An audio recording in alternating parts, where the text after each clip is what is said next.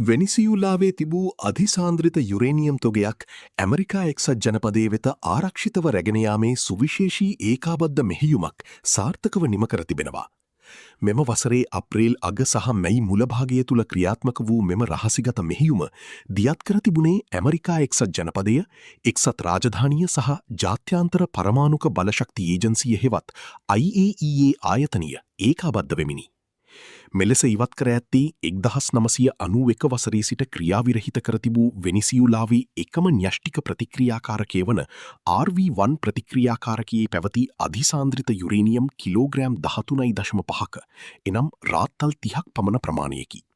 මෙම යුරේනියම් තොගය ප්‍රථමයෙන් ගොඩබිම් මාර්ගයෙන් කැබෙලෝ වරාය වෙත ප්‍රවාහනය කර ඇති අතර ඉන් අනතුරුව බ්‍රිතාන්‍යයේ න්‍යෂ්ටික ප්‍රවාහන විසන්දුම් සමාගමට අයත් විශේෂ නෞකාවකින් ඇමරිකාව බලා රැගෙන ගොස් තිබේ.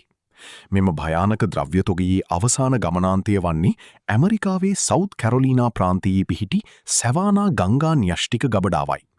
එහිදී මෙම යුරේනියම් නව පරපුරේ න්‍යෂ්ටික ප්‍රතික්‍රියාකාරක සඳහා භාවිත කළ හැකි ඉහළ අන්තර්ගත අඩු සාන්ද්‍රිත යුරේනියම් ඉන්ධන බවට පත්කිරීමට නියමිතව ඇත.